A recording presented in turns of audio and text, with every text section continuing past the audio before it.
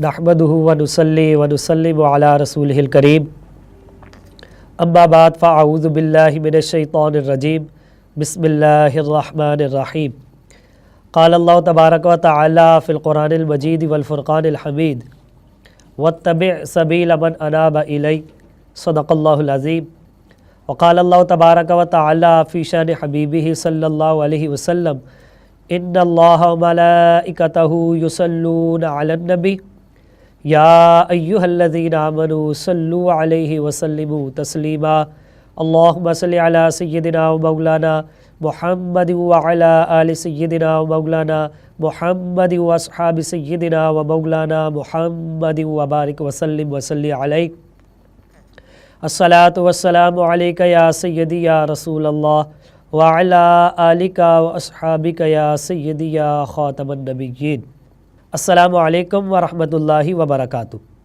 حمد و صلوات کے بعد آج ہمیں اس عظیم ہستی کا تذکرہ کرنے کا شرف حاصل ہو رہا ہے کہ جن کے بارے میں سلطان الہند حضرت معین الدین چشتی اجمیری علیہ رحمہ نے اپنے خلیفہ اکبر حضرت خواجہ قطب الدین بختیار کاکی علیہ رحمہ سے فرمایا، کتب تم اس شاہین کو زیر دام لائے ہو کہ جس کا آشیانہ سدرۃ المنتہا پر ہوگا۔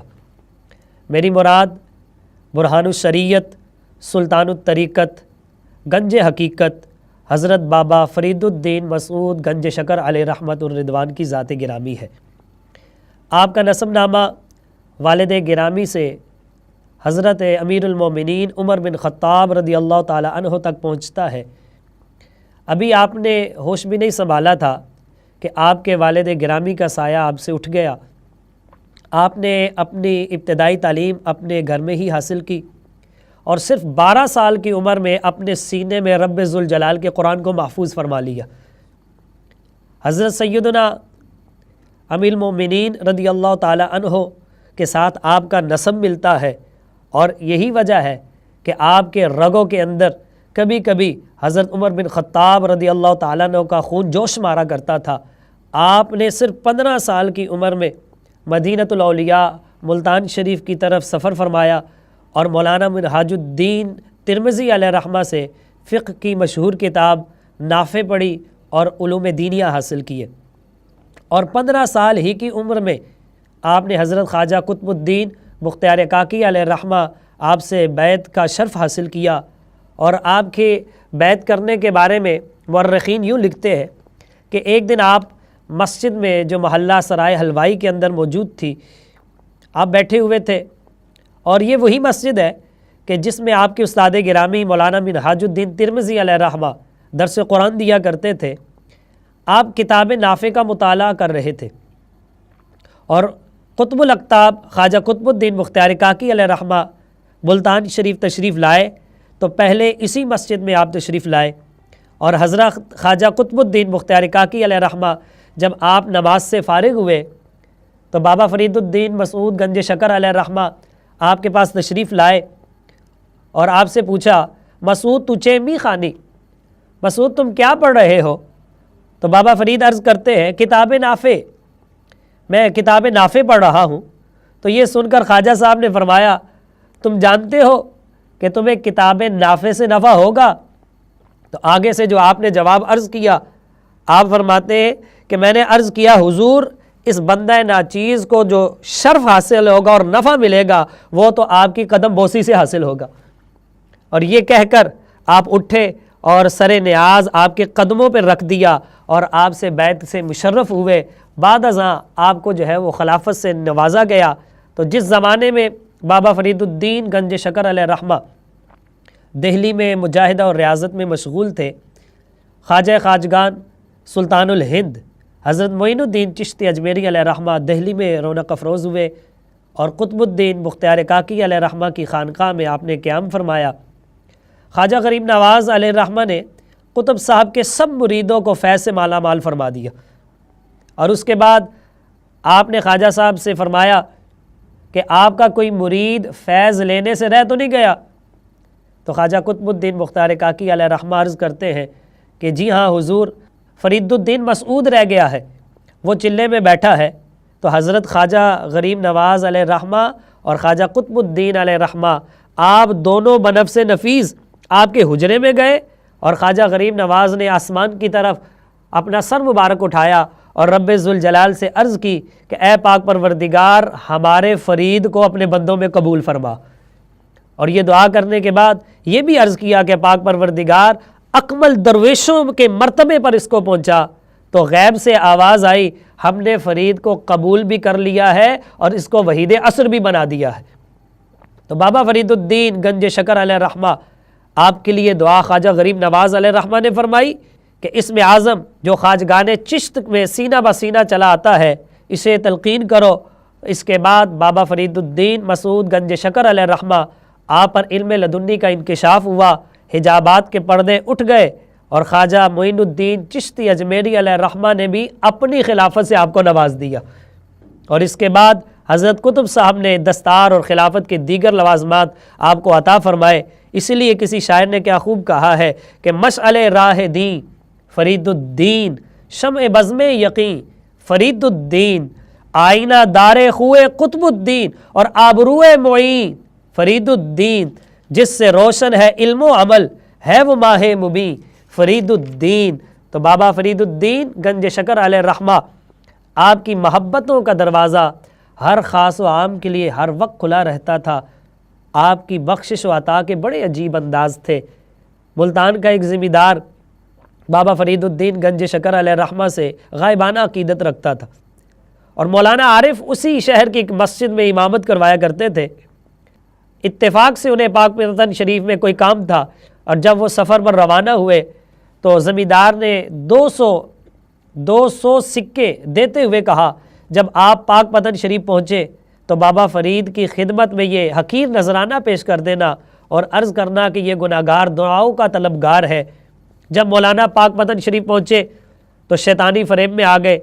خیال آیا کہ زمیندار صاحب نے کون سی تحریر لکھ کر دی ہے کہ 200 ہی پورے ان کو دینے ہیں اور دستخط کروا کے واپس لانے ہیں، اور بابا فرید کو بھی کیسے پتہ چلے گا کہ نذرانہ کتنا بھیجا گیا اور کتنا وصول ہو رہا ہے۔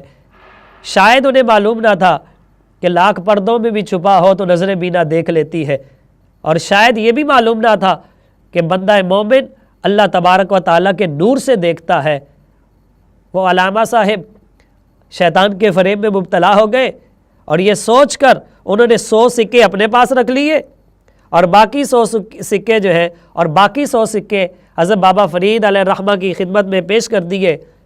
چاندی کے سکے دیکھ کر بابا فرید علیہ رحمہ نے پوچھا مولانا یہ کیا ہے؟ تو مولانا نے عرض کی ملتان کا ایک زمیندار آپ سے عقیدت رکھتا ہے، اس نے یہ رقم بطور نذرانہ بھیجی ہے اور دعا کی درخواست کی ہے۔ مولانا کی بات سن کر بابا فرید گنج شکر علیہ رحمہ مسکرائے اور فرمایا خدا اس زمیندار کا بھی بھلا کرے اور آپ کا بھی بھلا کرے، آپ نے حق برادری ادا کر دیا۔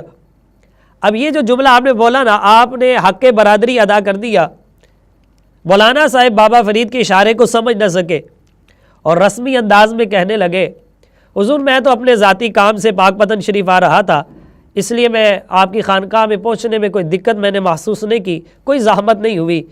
تو بابا فرید نے مسکراتے ہوئے فرمایا مولانا زحمت تو ہوئی ہے، مولانا زحمت تو ہوئی ہے کہ آپ نے نذرانے کی رقم کو ادا کر لیا ہے، اسی کو حق برادری کہا جاتا ہے۔ جب یہ انکشاف مولانا پر ظاہر ہوا تو مولانا شرم و ندامت کے پسینے میں نہا گئے، بہت دیر تک سک جھکائے بیٹھے رہے، اور پھر اپنی قمیض سے 100 سکے نکالے اور بابا فرید کے سامنے رکھتے ہوئے عرض کرنے لگے حضور ہماری ہمت اہل سلوک کی ہمت کے برابر نہیں ہو سکتی ہے، لیکن بابا فرید علیہ رحمہ آپ نے تمام رقم لوٹاتے ہوئے فرمایا کہ بھئی یہ بھی تمہارا ہے وہ بھی تمہارا ہے، تاکہ تمہارے بھائی کو کوئی نقصان نہ ہو۔ لیکن مولانا نے جب یہ کشف و سلوک دیکھا تو اپنا سارا سامان، ساری نقدی اور سارا نذرانہ درویشوں میں تقسیم کر دیا، اور پھر بابا فرید کے قدموں سے لپٹ کر رونے لگے اور عرض کرنے لگے حضور جب محبت کی نظر کر ہی دی ہے تو اس دل کی میل کو بھی دھو دیجئے۔ اور پھر بابا فرید رحمت اللہ علیہ نے جو نظر کی، جس کو کسی نے کیا خوب کہا ہے نگاہ ولی میں یہ تاثیر دیکھی، بدلتی ہزاروں کی تقدیر دیکھی، تو بابا فرید علیہ رحمہ نے آپ نے ایسی نگاہ فرمائی، پھر اہل دنیا نے دیکھا کہ 100 سکوں کی خیانت کرنے والا روحانی دولت سے مالا مال ہو گیا، اور اللہ تبارک و تعالیٰ نے اسے اپنا قرب عطا فرمایا۔ اور اس کے بعد بابا فرید الدین علیہ الرحمہ نے اپنے خلفاء میں بھی انہیں شامل فرمایا ہے۔ اس لیے کہا جاتا ہے طیبہ سے منگائی جاتی ہے، سینوں میں چھپائی جاتی ہے، توحید کی میں ساغر سے نہیں نظروں سے پلائی جاتی ہے۔ اور کسی نے کیا خوب کہا ہے، اللہ اللہ کیے جانے سے اللہ نہ ملے، اللہ والے ہیں جو اللہ سے ملا دیتے ہیں۔ تو حضرت بابا فرید گنج شکر علیہ الرحمہ، آپ کی دعاؤں سے لاکھوں انسان فیضیاب ہوئے۔ کسی کی خاطر دعا کے لیے ہاتھ اٹھا دیے تو اللہ کے کرم سے اس پر سیم و زر کی بارش ہونے لگی، کسی پتھر پر اللہ کا کلام دم کر کے دیا تو سونے کا بن گیا۔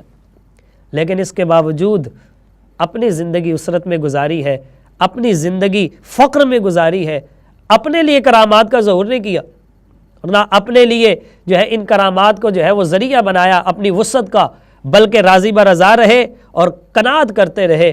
کیونکہ آپ فرماتے ہیں میں نے 4 باتوں کے متعلق 700 پیران طریقت سے سوال کیا ہے، سب نے ایک ہی جواب دیا ہے۔ عرض کیا حضور وہ 4 باتیں کون سی ہیں؟ فرمایا نمبر 1، میں نے پوچھا کہ آدمیوں میں سب سے زیادہ عقل مند کون ہے؟ تو سب نے جواب دیا جو گناہوں کو چھوڑنے والا ہے۔ پھر میں نے سوال کیا کہ جناب آدمیوں میں سب سے زیادہ ہوشیار کون ہے؟ تو سب نے یہی جواب دیا جو کسی چیز سے پریشان نہ ہو وہ سب سے زیادہ ہوشیار ہے۔ پھر میں نے عرض کیا کہ جناب آدمیوں میں سب سے زیادہ مالدار کون ہے؟ تو سب نے یہی جواب دیا قناعت کرنے والا سب سے زیادہ مالدار ہے۔ پھر عرض کیا آدمیوں میں سب سے زیادہ محتاج کون ہے؟ تو آپ نے فرمایا سب نے یہ جواب دیا کہ قناعت کو چھوڑنے والا سب سے زیادہ محتاج ہے۔ اس لیے بابا فرید الدین گنج شکر علیہ الرحمہ اپنی ذات کے لیے قناعت کرتے تھے، راضی برضا رہتے تھے اور صبر کرتے تھے۔ آپ فرماتے تھے کہ محبت کے 700 مقام ہے، محبت کے 700 مقام ہے، ان میں پہلا مقام یہ ہے کہ جو بلا دوست کی طرف سے نازل ہوتی ہے اس پر صبر کیا جائے۔ اسی لیے آپ پر مصیبتوں کے پہاڑ ٹوٹ گئے، لیکن کبھی بھی آپ نے صبر کا دامن اپنے ہاتھ سے نہیں چھوڑا۔ بابا فرید علیہ الرحمہ آپ کو اپنی والدہ ماجدہ سے بڑا پیار تھا۔ جب وہ دنیا سے رخصت ہوئی تو ان کی جدائی آپ پر بہت شاق گزری، لیکن اس کے باوجود آپ نے اس غم میں کبھی گریہ و زاری نہیں کی۔ اسی طرح اور جب آپ کے 12 سالہ فرزند حضرت عبداللہ کی شہادت کی آپ کو خبر ملی، اس وقت بھی آپ کی زبان مبارک کو ہلکی سی بھی لغزش نہیں ہوئی۔ آپ کی زبان سے صرف یہی جملہ نکلا تھا انا للہ و انا الیہ راجعون۔ اس کی وجہ یہ تھی کہ آپ صبر و رضا کی منزل کے مسافر تھے۔ اور بابا فرید علیہ الرحمہ کو ایک ربائی بہت ہی پسند تھی جو فارسی کی تھی، آپ اکثر پڑھا کرتے تھے۔ ایک اردو شاعر نے اس کا ترجمہ یوں کیا ہے کہ میری خواہش ہے کہ میں تیری وفا میں ہمیشہ زندہ رہوں، خاک ہو جاؤں اور پھر تیری رحمت کے نیچے زندہ رہوں۔ میں تیرا بندہ ہوں اور اس کائنات میں بس تجھی کو چاہوں، تیرے لیے مر جاؤں اور تیری خاطر زندہ رہوں۔ ہمیشہ یہی کہا کرتے تھے، ہمیشہ یہ پڑھا کرتے تھے۔ تو جب کسی بندے کا جینا اور مرنا صرف اللہ تعالیٰ کے لیے ہو جائے تو پھر اس کے روحانی مراتب کا کون اندازہ کر سکتا ہے۔ آپ کی ساری زندگی شریعت کاملہ کے اوپر عمل کرتے ہوئے گزر گئی، کبھی آپ نے شریعت کے خلاف کوئی کام نہیں کیا۔ پھر ایک خاص موقع پر آپ نے اس کا اظہار بھی کیا۔ آپ فرماتے ہیں کہ 40 سال تک اللہ تبارک و تعالیٰ نے جو فرمایا اس بندہ مسعود نے وہ کیا، اور اب چند سالوں سے مسعود جو عرض کرتا ہے پروردگار ویسے ہی کر دیتا ہے۔ تو حضرت بابا فرید الدین مسعود گنج شکر علیہ الرحمہ، آپ نبی پاک علیہ السلام نے جو حدیث قدسی بیان کی اس کے مصداق تھے کہ رب ذوالجلال یہ فرماتا ہے کہ جو میرا ہو جاتا ہے میں اس کا ہو جاتا ہوں۔ تو بابا فرید جب اللہ کے ہوئے تو اللہ تبارک و تعالیٰ آپ کا ہو گیا۔ پھر فرماتے ہیں جو میں عرض کرتا ہوں میرا پروردگار ویسے کر دیتا ہے۔ یہی وجہ ہے کہ آپ تقوی اور طہارت کے اعلیٰ مرتبے پر فائز تھے۔ اور آپ کے بارے میں ایک شاعر نے خوب کہا ہے کہ عابد و زاہد و فقیر و فقیہ، نور دین متیں فرید الدین، تا قیامت جھکے گی در پہ تیرے عاشقوں کی جبیں فرید الدین، رہے آباد تیرا پاک پتن سرزمین حسیں فرید الدین، میں نے اعظم جہاں پکارا ہے مل گئے وہیں فرید الدین، مشعل راہ دیں فرید الدین، شمع بزم یقین فرید الدین۔ وآخر دعوایا ان الحمدللہ رب العالمین۔